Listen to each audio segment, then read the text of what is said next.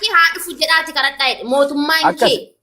kan kootiin kan isa kan Yesuusii miti kan mootummaan akkasuma miti Asirratti mootummaa kan abbaa kan Yesuus kan abbaati tokko waan ta'eef. koy maal dubbattaati kuma ati taa'imee Kan tuusi dabarsu intinedha. Namoota gurguddoon irra baay'atantu jira waan ta'eef soorii dhiifama. is okay umaatu an qabeetu dubbattaa kan beeynetti dhiisii bira dabre Yaa kudhan amma man beekun dubbadha. kudha jaha Tiriririi. Okay. Akkana jedha. Maqaa eenyuutiin hin dubbisare. Okay. No, Warra isi kan fototiin. Maatiyos Kanuma jedhesa. dubbisi. Yohaannis hin Nee, dhaqeessa. Maatiyos kudha jaha. If duraan kutee ayya. Lelelele. Kudhan 28. Gurra kunis hin No, dhaga'u kudha bara. jaha. Kudha jaha 28. Hafuuraa tokko na godhe. Karaa deemaa kun. Hafuurri oowwinii fi hafuurri waliin. Jaha 28. Okay, dhufaa jira 28. Dhugumaan isiniin jedha. Namootas dhaabbatanii jiran keessaa kan utuu hin du'in ilmi namaa mootummaa isaatiin dhufu arguuf jiraa jedhe. Bakka nagaa. No, asumatti qaba. Okay, barat eenyuun akkas jedhe Yesuus Kiristoos. Macaafni qulqulluun addunyaa Beeki, mara. hold on. Wangeel makee warra kun harkan dee wanqeera kee wal dhee. Hold on. Arra waan biraatii miti. Wooma asirratti miti. As deebi. Waan jedhe eenyuun akkas jedhe barattoota isaatiin himi Yesuus. Macaafni qulqulluun barattoota bichaatti lallabama miti bara. Waan siin jedhe. No, waan jedhe. No, eenyu jedhe. Lallabamaa jira macaafni. No, san hin jedhe sii miti. Dhaggeeffadhu. Eenyutti Yesuus Kiristoos akkana jedhe. Nin dubbisa. Hanumaan sirrii jedhe. Dhugumaan isiniin jedhe. Eenyuun jechuu jira? Yesuus. Biyya lafaa mara. Kan itti amanu mara. Eenyu dubbachuu jira yeroo sana? Eenyu dubbachuu jira? Biyya lafaa hundumatti dhaqaa barsiisaa jedheera waan ta'eef aboo kenneef. Okay. Namootas dhaabbatan san jedhe. Namoonni achi dhaabbatan san yeroo san eenyu? Si.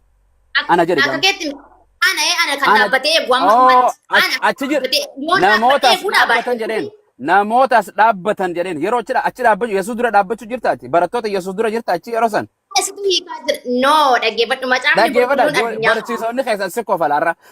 Warri dura dhaabbatee itti haasa. Okay, hold on. Waa takko maatu otuu hin du'in warri achi dhaabbatan san eenyu turan? Eenyu warri inni itti haasa'u mootummaan gartee kan itti dhufu warra osoo isin hin duune barattootaa miti. Kuni wangeela kee ati wangeela kee barreeffadhu kanaa miti kun kan keetii miti dhaggeeffadhu qorattu akkana jedha. Dhugumaan isiniin jedha namoota as dhaabbatanii jiran kana keessa eenyu warri as dhaabbatanii jiran kana keessa qorattu.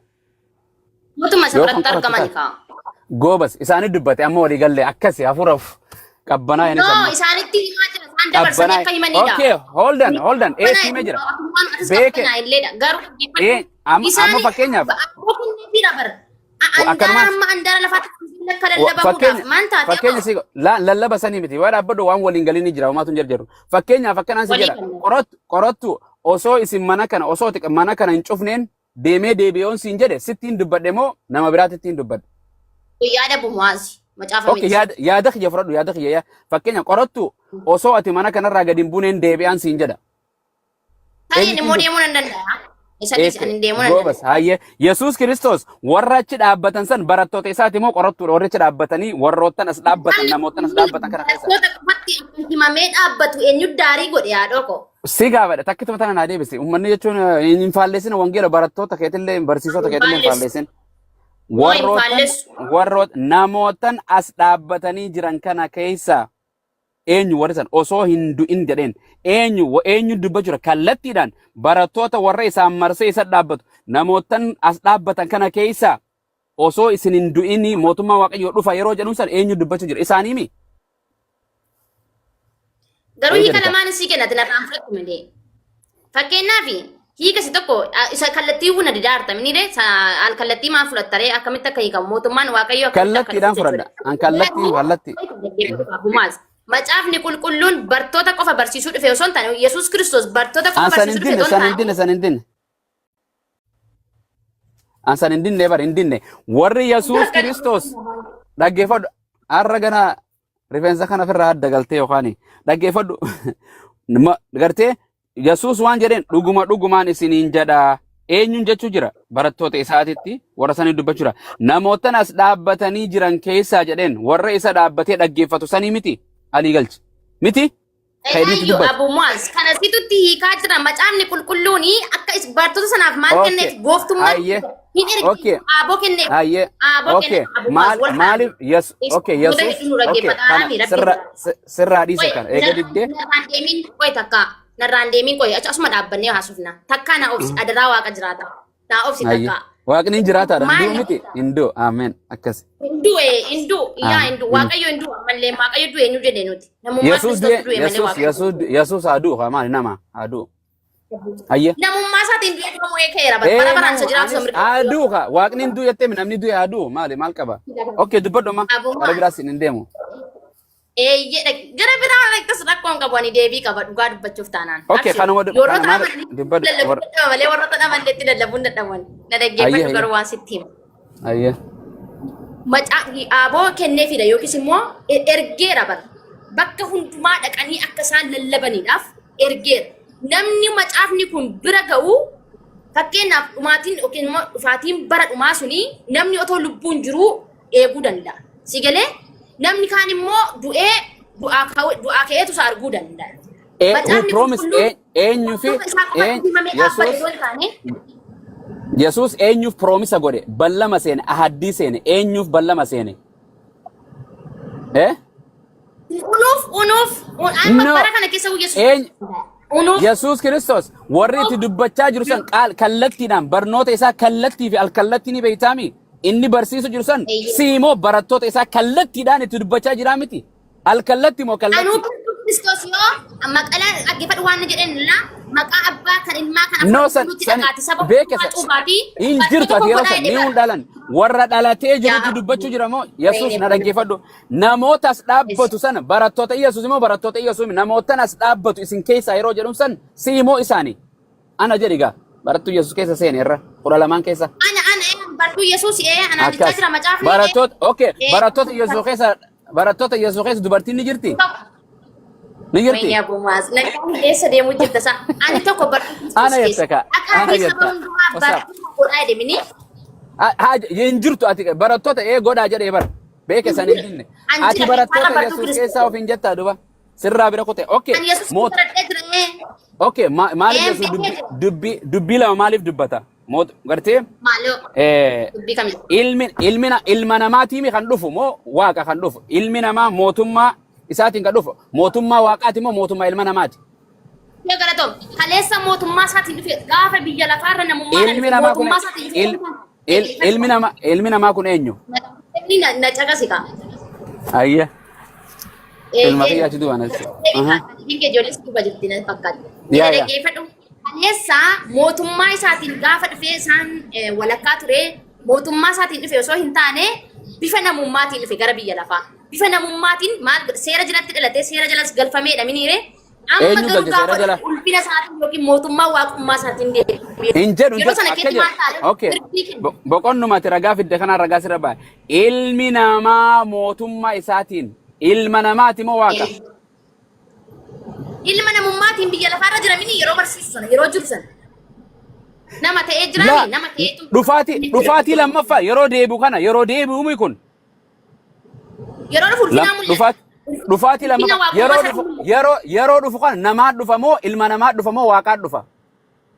Ulfina waaqummaa isa dhufa mootummaa waaqayyoo jedhama. Mootummaan jihaatiin warra kadhatu bara. Akkas hin jenne. No akkas hin jedhu. Akka jedhu ilmi namaa mootummaa isaatiin dhufuu isaa arguuf jirtu jedhe. Ilma namaati malee waaqaa miti. Akkas jedha kan. Ulfina waaqummaa isa sagaleessa waan qabatanii hafan ittiin otoo akka waan qabatanii hafan ittiin lakkoofne sana ulfina waaqummaa yookiis abbaa wajjin wal isa qixxeessana isa akka waan qabatanii hafan ittiin lakkoofne gadi dhiisisana. Kana eenyu akkas jedhe? Yesuus akkas jedhe? Yesuus jedhe moo Phaawulos akkas jedhe? Yesuus tu dubbate ulfina waaqummaa isaa ta'e yookiin ulfina waaqummaa akka deebi'u. Kan ulfina waaqummaa. Luqaas 24 hanga 27 naa dubbisi. Maal jedha beektaa maal jedhani beektaa yeroo du'aa keessan. Bakki hundi gaafisa taate. Isin gosoota akkamiiti? Kiristoos kun akka kana hundumaa dhiphatee ulfina isaatiin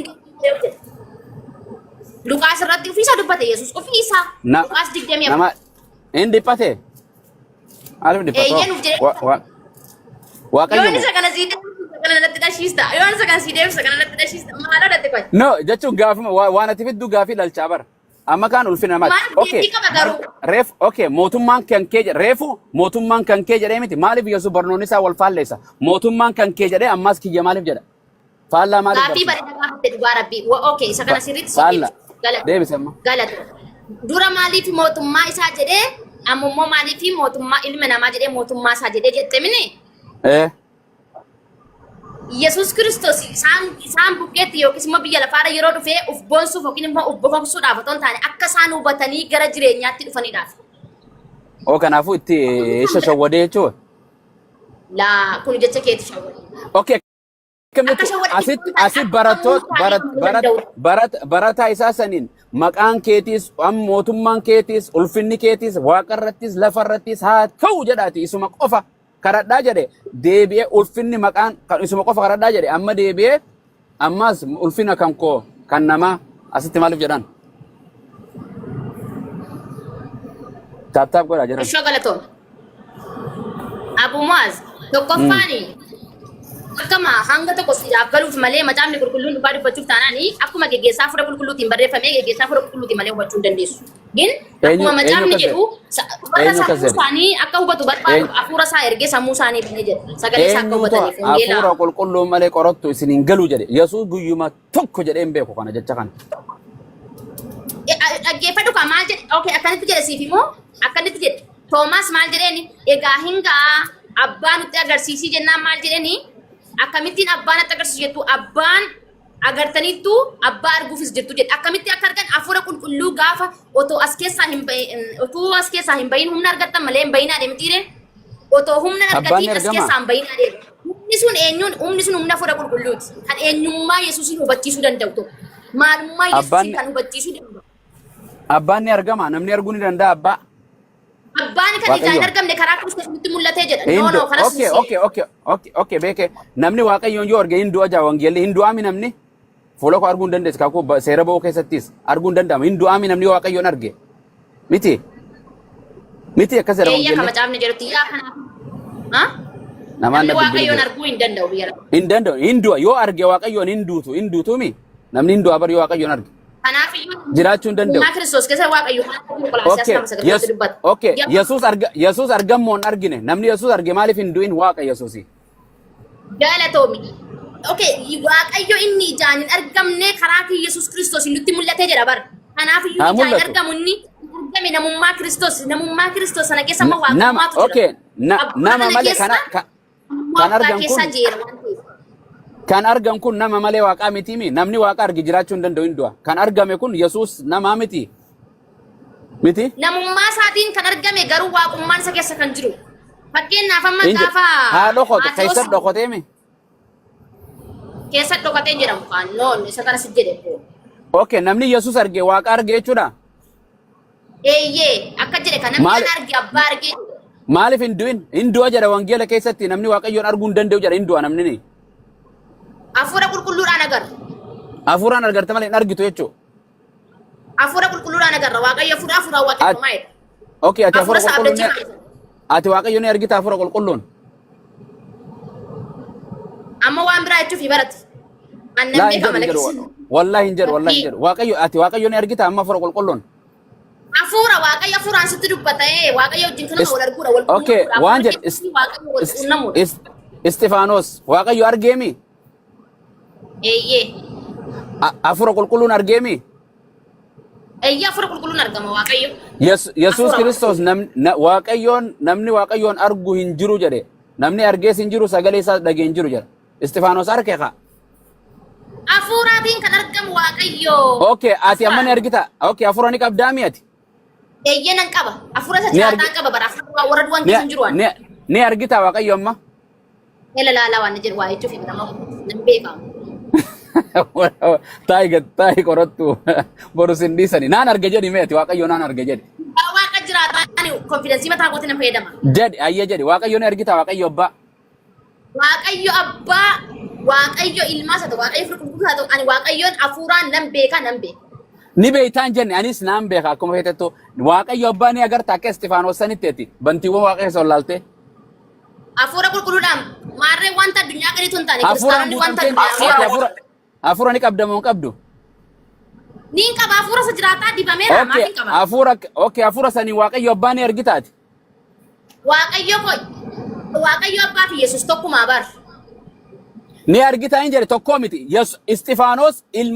Istifaanos hojii ergamoota boqonnaa 7 lakkoofsa 55 irraan 56tti hafuura qulqulluun guutamee Yesuusis mirga abbaas wal cinaa dhaabbatu lachuutu arge.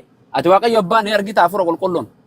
Ishoo galatoomi waaqayyo wanti inni argamu karaa hedduu agarta. Tokkoffaan hojiidhaan ni agarta waaqayyo. Dubbiidhaan ni agarta. Akka keessanii karaa tokko lama ija foonii kanaan isaas soldaallee ija hafuuraati ni agarta qorottu warra taa'i dubbiin arrasa qorottu ni argite abbaan argita ni argite jiran waaqayyo abbaa hafuurri koo fi hafuurri abbaa walitti kontaakt ta'ee jira maaliif hin agarre hafuura warra du'an keessa hin jiru wangeelli waaqayyoon akkana jedha iddoo dhokotaa ifnanninis dukkannis ittiin dhaqqabne keessa jira namni ijaan argees hin jiru namni arguus hin jiru jedhe maaf kijibdaati dhaggeeffadhu ammallee har'allee borillee warri hafuura qulqulluuf keessaa hin qabne arguu hin danda'an akkas hin jedhu hafuura mee boqonnuma takka hafuura qulqulluun waaqayyo abbaa ni argitan jedhu eessa jira amma maal argattee das keessaan bayinaan gaafatti dubbatame. Amma humna argattee miti humni suni hafuura qulqulluu gaafa argattu hafuurri qulqulluu suni iyyuu waaqayyo waan ta'eef yeroo hundumaa hafuura koo caalaa kan natti aanu hafuura koo caalaa kan natti dubbatu hafuuricha waaqayyoodha jechuudha. Kanaaf iyyuu waaqayyo koo nan arga maaliif hin agarra garuu akka ammaan hafa teenyee haasofnu mala gatti miti waaqayyoon argatu. Waaqayyo abbaa anqa biyya yoo margite anqa biyya lafaa arge guyyaa kam argime waaqayyo amma ni argita amma hafuura ni qabda. Yeroo hundumaa yeroo fuula waaqayyo irratti dhiyaatu nan arga maaliif. Ollaalime amma ni argita bantiiwwan waaqaa laali. Ati makiinaa kee abai laali.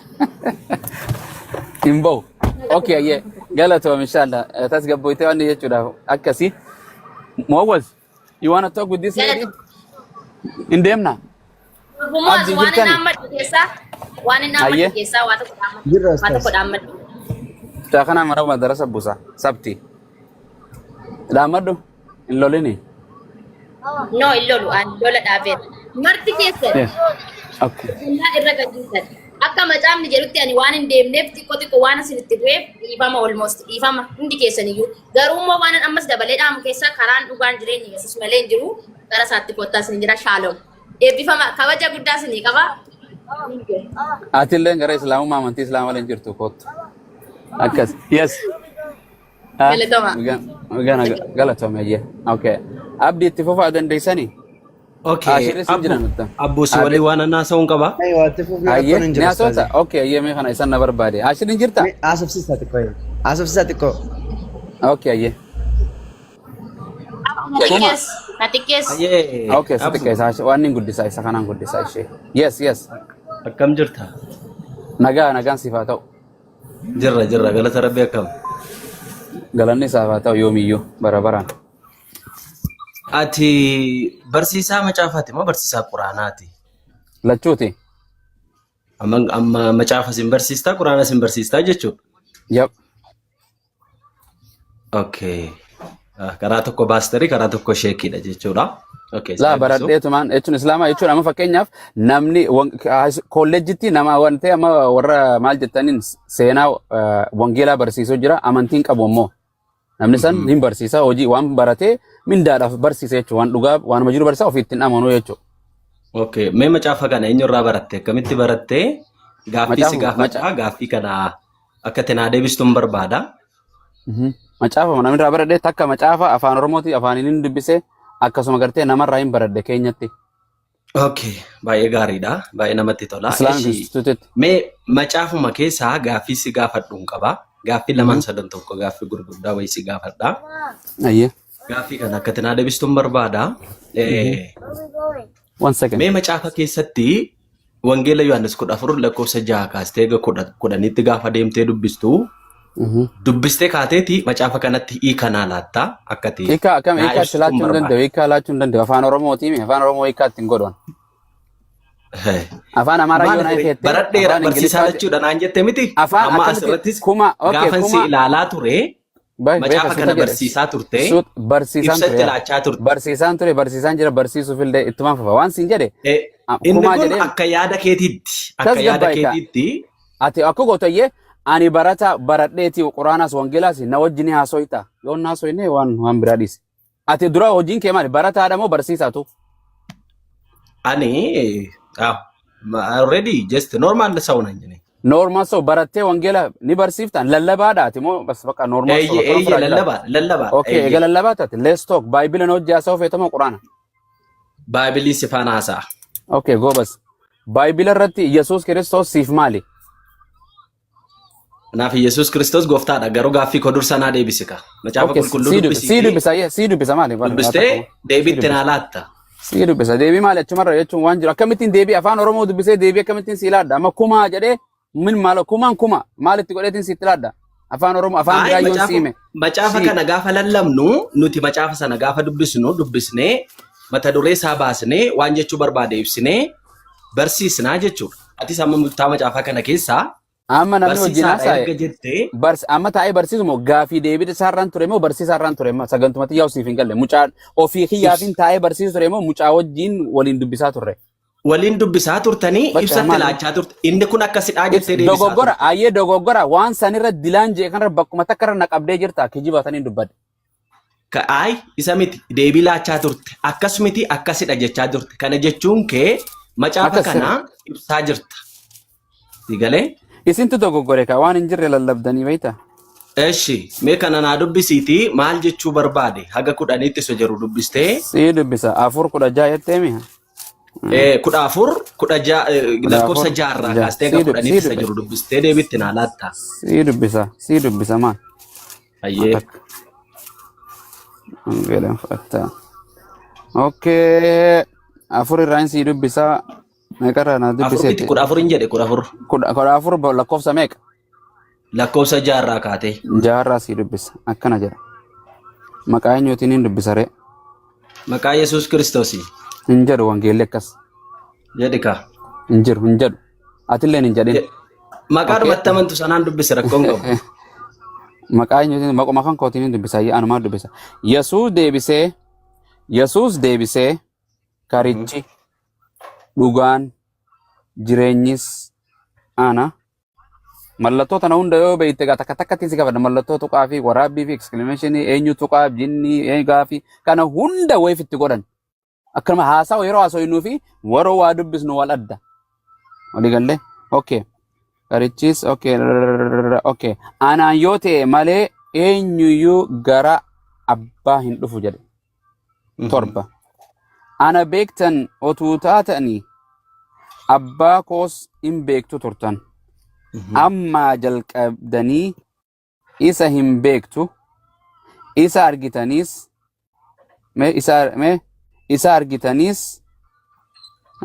isa argitaniitus jedheen. 8 Filiphiyos immoo wanta na hunda badriis Filiphiyos immoo yaa gooftaa abbaa nu argisiisi kanaa achi nu ga'a ittiin jedhe. Yesuus deebisee otuma ani yeroo dheeraa hammana ga'u isin wajjin jiraadhu iyyuu ana hin beekne Filiphiyos gaafi namni ana arge attamitti abbaa nu argisiisi jettaree. 10 ani abbaa keessa abbaanis ana keessa akka jiru hin amantuure abbaa isana erge isana keessa jiruutu hojii isaa hojjeta malee dubbii ani isinitti dubbachuu kun dubbiin isinitti dubbadhu hundumtuu ofii kootiin hin dubbadhu jedheen. 11 dubbisime jedheen 11 ani abbaa keessa abbaan isana keessa akka jiru ana amana yookiis sababii hojichuma kana hundumaaf ana amanaa jedhe. Takka takkatti deebina. Okay wanta deebinayyee lakkoofsa 6 deebinayyee achumarraa takka takkatti. Akkana jedhe Yesuus Kiristoos. Yesuus deebisee karichi jedhe. Karaa jedhee miti. Karaan maali? Karaan maali? Karaa nama kinarra oofan kana moo barnoota isaati? Barnoota waan inni barsiisu. Ashhadu. Shahaadarra jira abdiin. Ashhadu. أشهد Sagalee kee ol qabi xiqqoo. Ashhadu. أشهد Obsi kun. Allaa أشهد لا ilaaha إله sagalee kee xiqqoo ol qabi. Illallah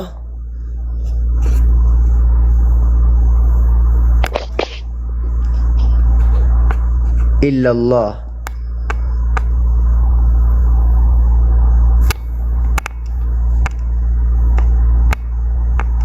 Nagama Josi.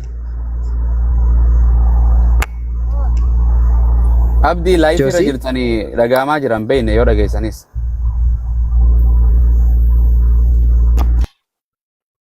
Okay, inni gara achi gara imoo jira. So sani gara wantaa deebinayyee. Eenyu karichi jechuun karaa jechuun karaa inni mangadii gartee irra deeman kana raawwadha kana raawwatina akkana dubbadha akkana karadha waan jedhuutu kana maree karaa gartee mangadii simintoo godhan kanaa miti. Barnoota inni barsiisaniitu karaadha. Walii gallee karaa kiyyarra deema. Amma fakkeenyaaf biyyi tun karaan itti ceetuun karaa abiyyiiti. Biyya irra karaa ittiin ce'u jirtu karaa paartii badhaadhinaati jenna. Karaa paartii jechuun aayidiyooloojii waan isaan raawwatan hojii isaan raawwatan barnoota waan wanna kana sinii gala karaa jechuun kanuma waan biraatii miti. So kana jechuudha. Akkasuma maal jedhe Yesuus Kiristoos dhugicha maal jedhe okay mee na dura achi kotee mee qoy dhaabbadhu na dura dhokotee jaarra jechuun Yesuus dhugaan jechuun dubbii inni barsiisanitu dubbii kijibaatiin waan waaqayyoo barsiisachuu akkuma Yohaannis boqonnaa 8:40 irratti akka jedhu ani dhugicha isaan waaqayyoo irraa dhageessanitti meera isin garuu ana nama akkasii ajjeesuu barbaaddu Abrahaam kanarraa wanne jedhe dubbii inni barsiisanii dubbii isaatii miti akkuma gadi keessa dubbatee dubbii waaqayyoo barsiisa dubbii qaama mootummaa Yihudootaan barsiisu dubbii munaafiqootaan barsiisu dubbii namaan barsiisu dubbii sagalee waaqayyoo barsiisa jechuudha dhuga barsiisa kijibaa miti jechuudha waan biraatii miti. Eessaatu dhuga jechuun osoo hin ta'in waan inni barsiisantu dhugaa malee dharan barsiisuu jechuudha. Kana hin fudhanne islaamisitti aman. Jireenya yeroo jedhus yoo dubbii kanaa fi karaa isaa kana hordofte dhugaa inni si